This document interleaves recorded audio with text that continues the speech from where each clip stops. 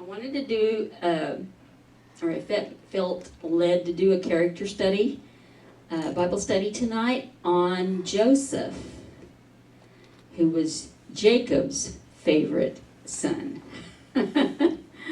Only thing is, it was well known in the family that Joseph was Jacob's favorite son. And so some things happened that were not pleasant, but as we all know, all things work together for good for them that love the Lord. And we're all familiar with the story. It's in Genesis chapter 37, and there's part of it in Genesis chapter 50. And I believe there's some little bits and pieces kind of in between, but we're not going to do the bits and pieces. We're going to do chapter 37, and hopefully we'll have time to get to 50. Maybe if we read several verses each and not repeat too much, we might be able to do 50 as well. So, let's see here how many verses we got. Okay. Mr. Dave, could I impose upon you, with God's help, while we read this story and go through it and get comments from each other, hopefully we'll bring out things that we need to bring out with God's help. If you would read chapter 37, verses 1 through 13. If one it was not wasn't. Genesis. I can't hear you, Josie. What book? Oh, Genesis. Did I not say Genesis? Okay. Yeah, you did say Genesis. Okay, Genesis 37. I sidetracked us by all of my chatter in between. Chapter 37, verses 1 through 13.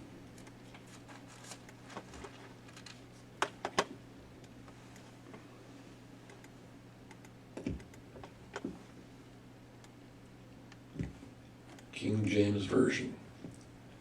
And Jacob dwelt in the land wherein his father was a stranger, in the land of Canaan.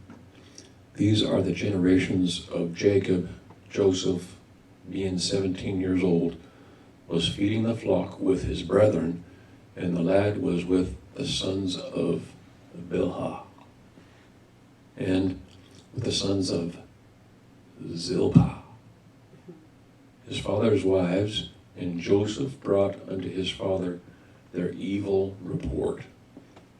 Now Israel loved Joseph more than all his children, because he was the son of his old age, and he made him a coat of many colors. And when his brethren saw that their father loved him more than all his brethren, they hated him and could not speak peaceably unto him. And Joseph dreamed a dream, and he told it his brethren. And they hated him yet the more. And he said unto them, Hear, I pray you, this dream which I have dreamed.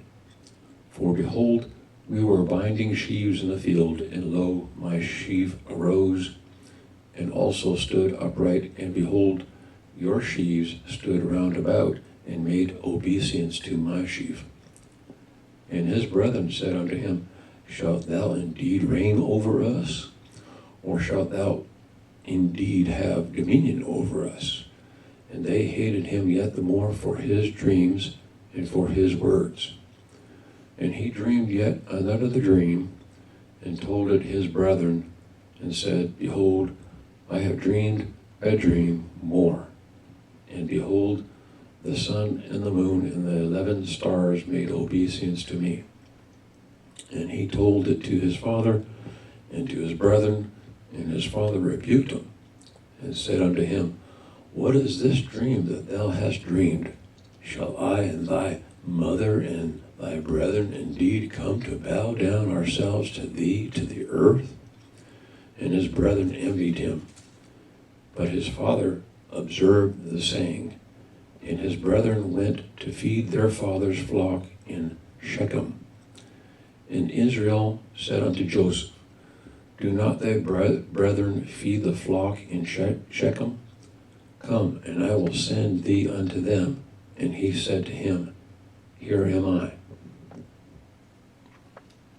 Okay. Any comments from anybody in regards to these 13 verses?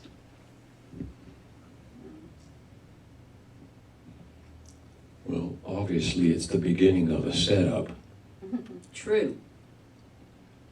You know, we think it's all bad and no good, and only if somebody was there to clear things up before it all, before everybody gets all stirred up and we can have peace. But God is using the whole situation for the future. Mm-hmm. What's coming, you know, the storm that's coming. Isn't that the truth? And I may be wrong, but it appears to me that Joseph doesn't have a clue about his brother's attitude about all of his dreams. He's expecting them to be happy for him, I think. You know, sometimes when even Christians have this issue, God sometimes chooses somebody that seems, well, in fact, he does it a lot. He'll choose somebody that seems the least likely to be a preacher, or a singer, or whatever. Anyway, the people who are close to him and know how he's been throughout his growing up years think, oh, that can't be right, you know, and they're not too happy about it, usually. And they usually let him know. You know, sometimes it's not wise to share with others what is a blessing to you, especially if they're siblings, because they may be jealous of you and they'll hold grudges against you. You know, they probably took it that he was bragging, and who knows, maybe he was bragging.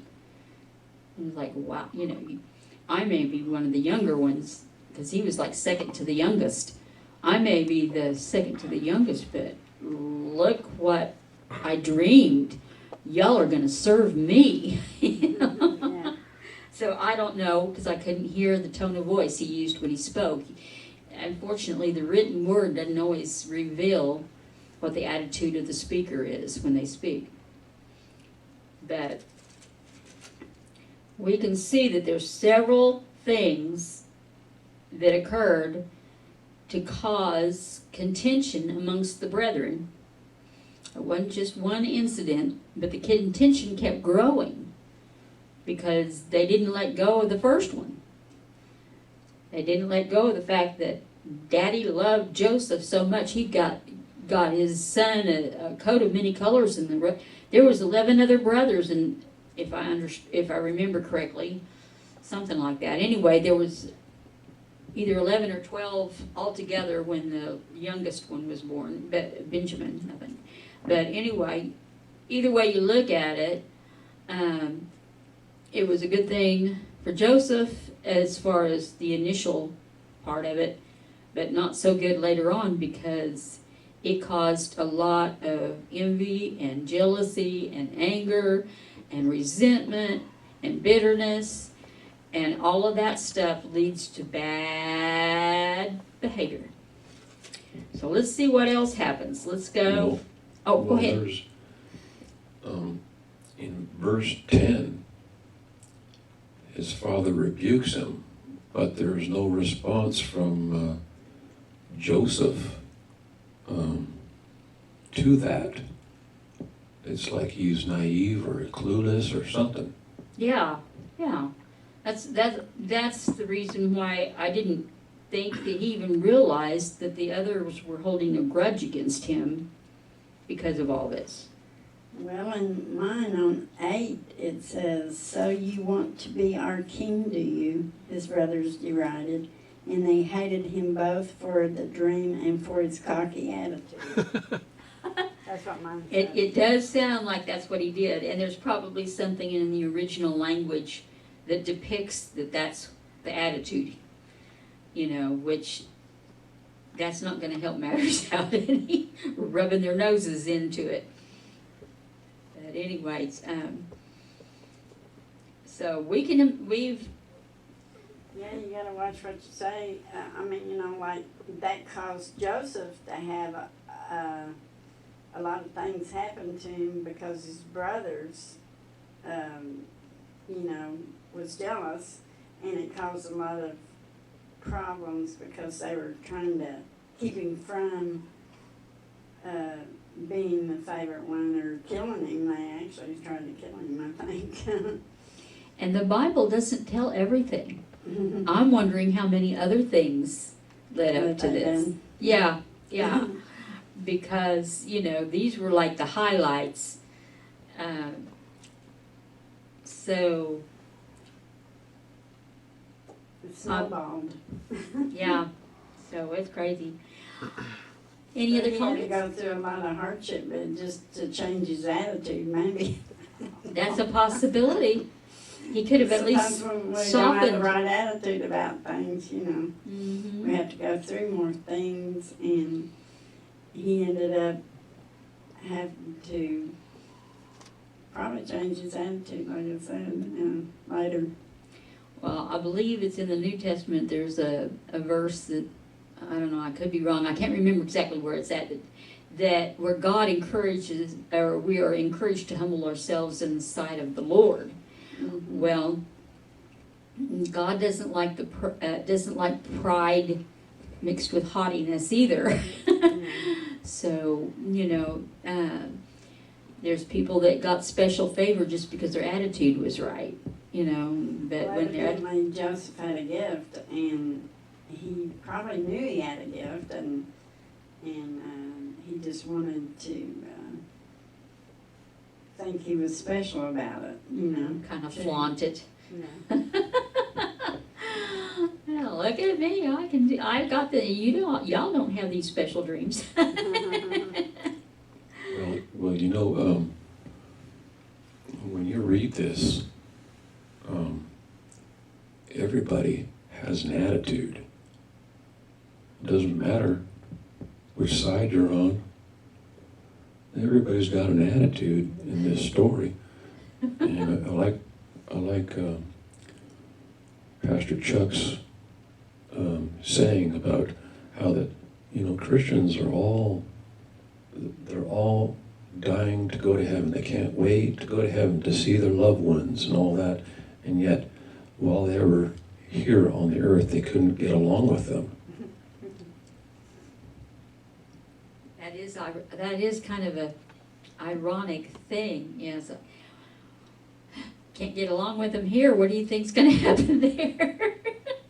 I think when we get there, though, will have had a chance to change our attitude somewhere between the two.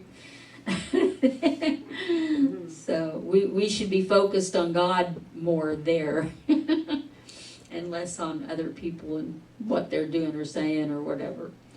And then when we're there, our attitudes and speech and behaviors and stuff should be cleaned up some. It's gone through the fire. Well, right now we only know in part, and there you know everything, and the answers are there, and here we've got to take it by faith, Mm-hmm.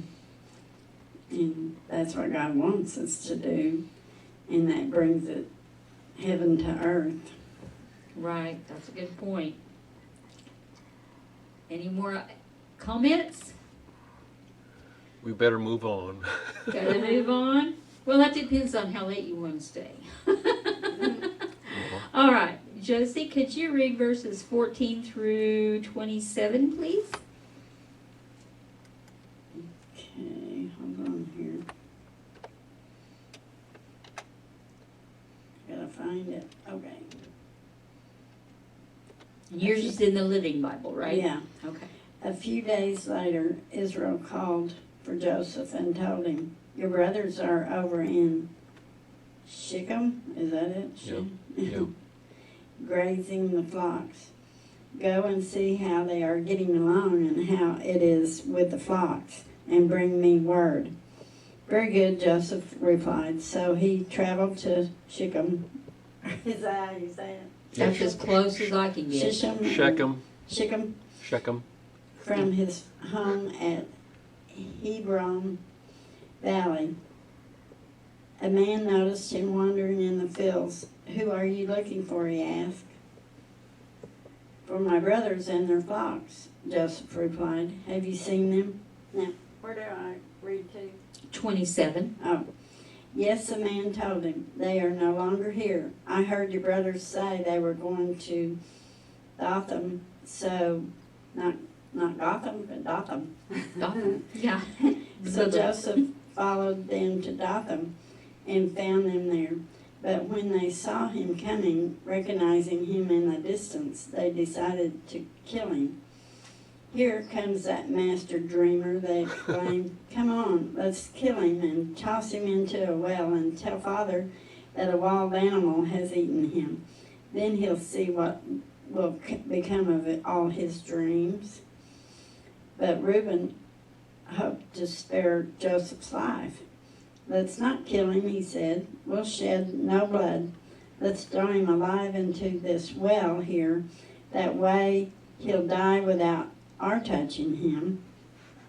Reuben was planning to get him out later and return him to his father.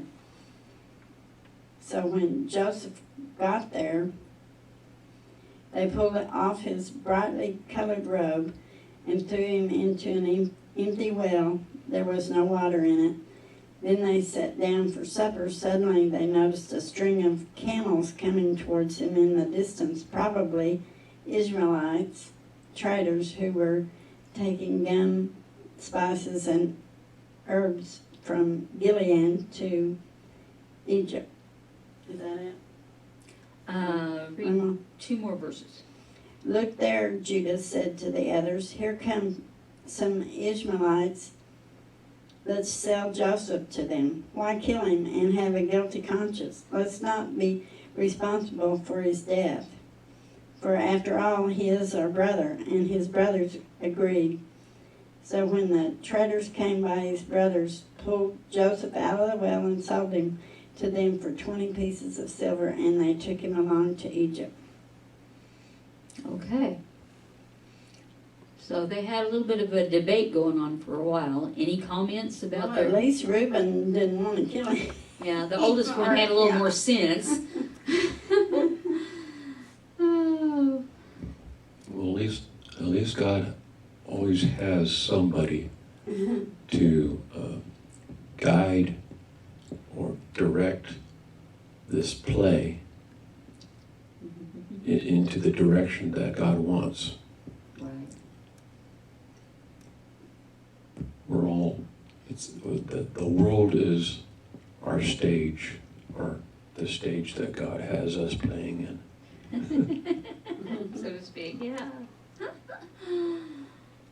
Josie, you have any more comments? No, yes. Butch, do you have any comments? You have any siblings, brothers, sisters? Uh, Do you have any brothers or sisters? One adopted sis, 2 is all. So you have an adopted sister? One. One. She older or younger? Younger. Younger. Okay. So, did you ever feel envious of her? No. No, that's because you got a sweet spirit. We all know that. Now, don't look too close to his crown because you might see a little tarnish here or there, but most of the time, Butch is pretty sweet. I have to pick on you a little bit, Butch. Do you notice how that in Reuben, he kind of stopped them, right? He didn't want them to kill Joseph, so he introduced a thought: we can make some money. There you go. He figured they'd go for that. So the word about the love of money is the root of all evil does apply to a lot of things. There They can sure be used to persuade someone to go to the right or the left or in between. Any other comments in regards to this so far? Moving along. All right, well,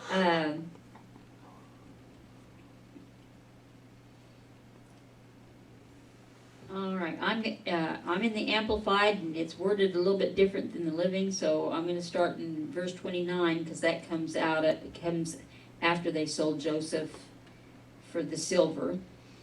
Now Reuben, unaware of what had happened, returned to the pit, and to his great alarm found that Joseph was not in the pit. So he tore his clothes in deep sorrow. He rejoined his brothers and said, "The boy is not there. As for me, where shall I go to hide from my father?" Because usually the oldest is accountable over the younger ones, especially back then in the family.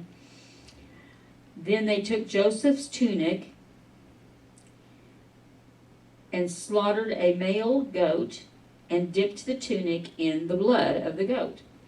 And they brought the multicolored tunic to their father, saying, "We have found this. Please examine it and decide whether or not it is your son's tunic." He recognized it and said, "It's my son's tunic. A wild animal has devoured him. Joseph is without doubt torn in pieces." So Jacob tore his clothes in grief, put on sackcloth, and mourned many days for his son. So not only did Joseph get betrayed by his brothers and sold, but they put their father through a tremendous emotional strain by all this. Then all his sons and daughters attempted to console him, but he refused to be comforted and said, "I will go down to Sheol, the place of the dead, in mourning for my son." And his father wept for him. Meanwhile, in Egypt, the Midianites sold Joseph as a slave to Potiphar, an officer of Pharaoh and the captain of the royal guard. Okay. Back then they didn't have DNA. Do what? Back then they couldn't prove by DNA. Oh, right. They didn't have all the scientific knowledge and stuff. It's different in there. Okay. So, if you put yourself in Joseph's, well, we already understand clearly that if you put yourself in Jacob's shoes, this was a horrible, horrible catastrophe. You know, his favorite son torn to shreds. In his thinking, the truth will set you free, but he didn't have the truth. He had what he thought was the truth. Okay? But put yourself in Joseph's shoes. It doesn't really tell how Joseph reacted to all this, but we can use our imagination. If you had family members that sold you to somebody, nowadays that would, here in the United States, there are people that steal kids and traffic them out. So they sell them or rent them out for physical abuse to others. And so that would be like your family member that you trusted and you loved selling you that. So you feel super betrayed, which reminds me of Jesus on the cross, where even though he knew it was going to happen, there was a betrayal there that had to hurt emotionally, even if he knew the outcome was going to be for the overall good. Excuse me. So, okay, let's go over to chapter 50, and I think we've got time to do chapter 50, and then we'll call it good. Because this is like well, actually there's a lot in between. It's just I'm trying to shorten it. Because Joseph went through a lot.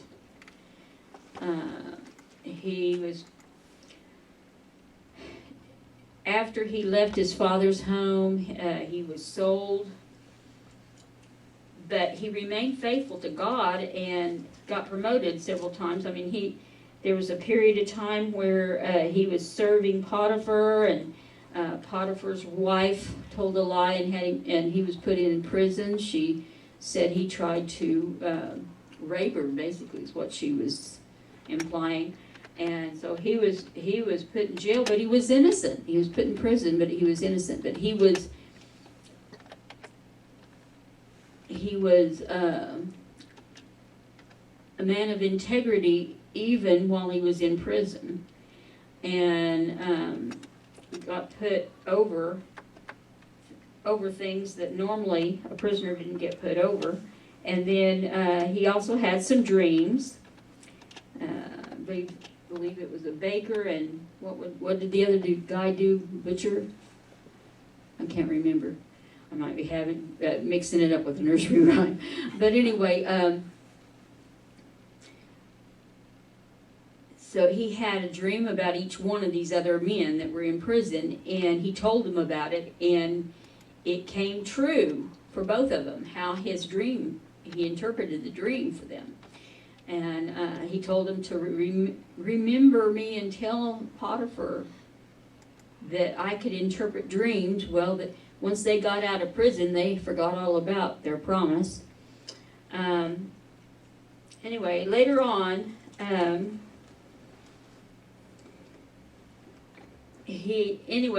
towards the end of the story, he is used by God. He ends up being released from prison, and he ends up, and you can read the details of the story yourself in the scriptures between chapter 37 and 50. But he is put in a position because of his high integrity and is it being able to interpret dreams. He was put in a high position in the land that was next to Potiphar practically, and he was put over all of the food and supplies, and there was a drought. And because he did things the way God had him to do, and he obeyed God, and he had high integrity, he had storehouses full of food where all over the land elsewhere people were running out of food because they hadn't prepared ahead of time for the famine and the drought and everything that was going on. So anyway, as a result, his brothers, all except for the very youngest one, Benjamin, were sent to Potiphar to see if they could get some food. And they didn't even recognize Joseph, that they were sent to Joseph. And so anyway, we let's go. The whole thing is really rather dramatic. It's just it's too much to. Did I say chapter 50? Is there a chapter? Yeah, there it is. Okay. Anyway, there were several trips back and forth, and Joseph didn't reveal who he was during that time. And then he said he wasn't going to let him have any until, he wanted to see his father, and he wanted to see his younger brother Benjamin. Anyway, through it all, he finally gets his his dad there. His father and his little brother. And he couldn't stand the suspense any longer.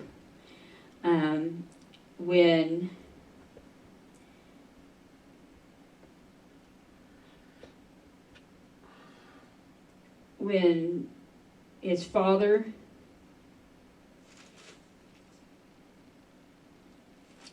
came into his presence, this is where chapter 50 starts.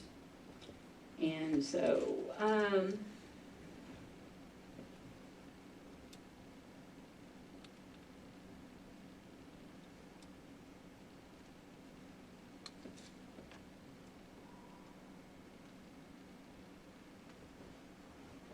think that's the one I wanted.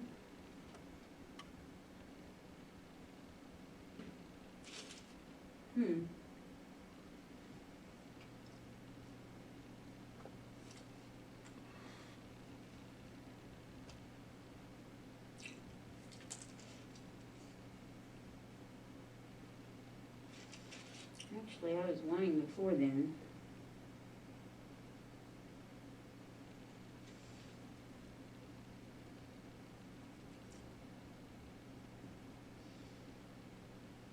Well, I guess we'll make this into more than one Bible study night. Let's go on to chapter 38. We read 37.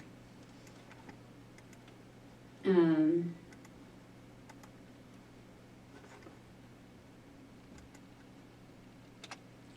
I think we're just going to stop right there because I thought I knew what I was doing and I don't.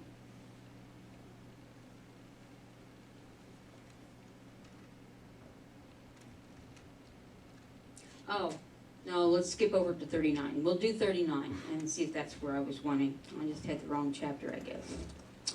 All right. Chapter 39.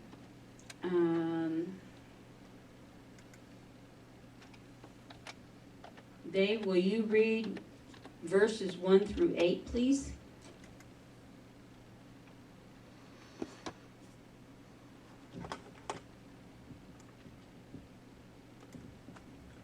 King James. And Joseph was brought down to Egypt, and Potiphar, an officer of Pharaoh, captain of the guard, an Egyptian, brought him of the hands of the Ishmaelites, which had brought him down thither. And the Lord was with Joseph, and he was a prosperous man, and he was in the house of his master the Egyptian. And his master saw that the Lord was with him, and that the Lord made all that he did to prosper in his hand. And Joseph found grace in his sight, and he served him, and he made him overseer over his house, and all that he had he put into his hand. And it came to pass, from the time that he had made him overseer in his house, and over all that he had, that the Lord blessed the Egyptian's house for Joseph's sake. And the blessing of the Lord was upon him, upon all that he had in the house and in the field. And he left all that he had in Joseph's hand, and he knew not aught he had, save the bread which he did eat. And Joseph was a goodly person and well favored. And it came to pass after these things that his master's wife cast her eyes upon Joseph, and she said, Lie with me. Okay, go ahead and read the next verse. 8. But he refused and said unto his master's wife, Behold, my master wotteth not what is with me in the house, and he hath committed all that he hath to my hand. Okay, Josie, will you go on ahead and read 9 through 17, please? Okay. He himself has no more authority here than I have.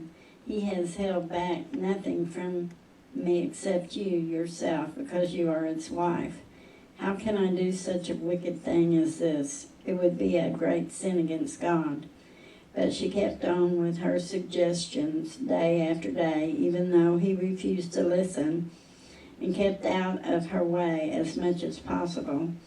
Then one day, as he was in the house going about his work, as it happened, no one else was around at that time, she came and grabbed him by the sleeve, demanding, Sleep with me.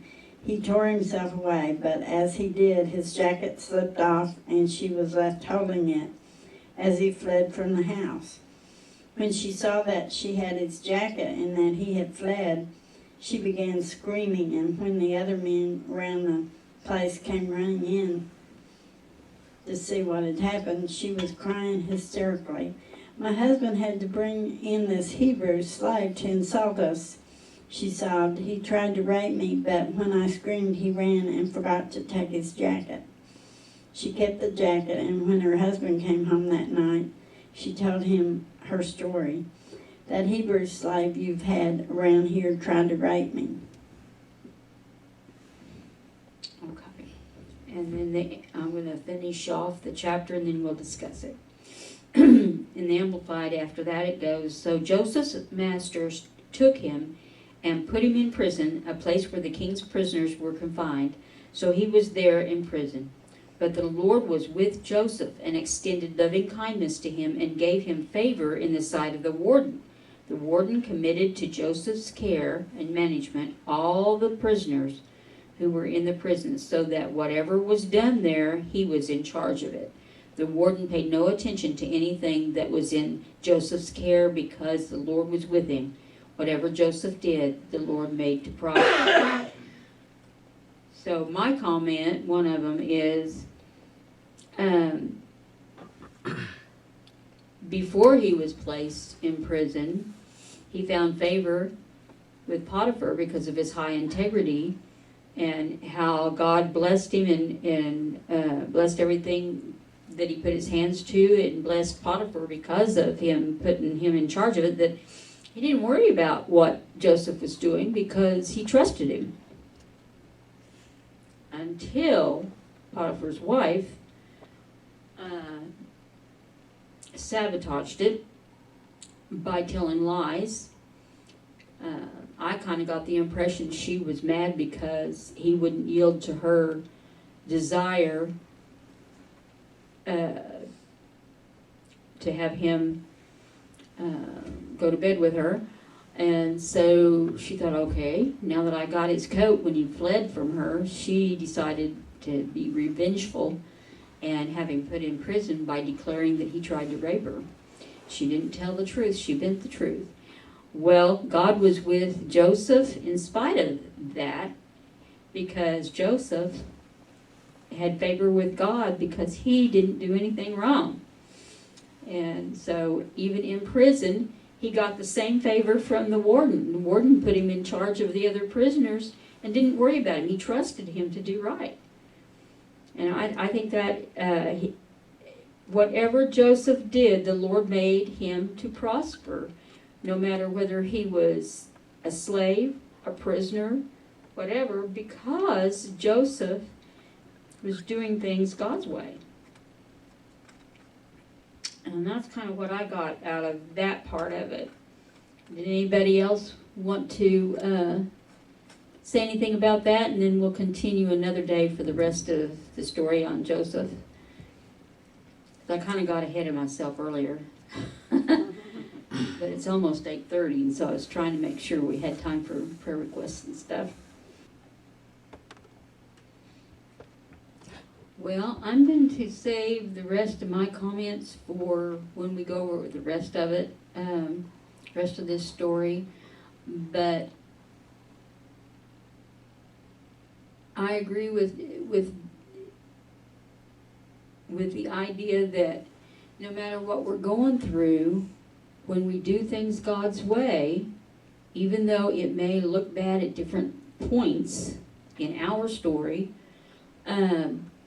all things work together for good for them that love the Lord. And when you love the Lord, you will obey him, and you will do things his way, even though others may come against you for it. So I just want to leave with that for right now. Is there any prayer requests?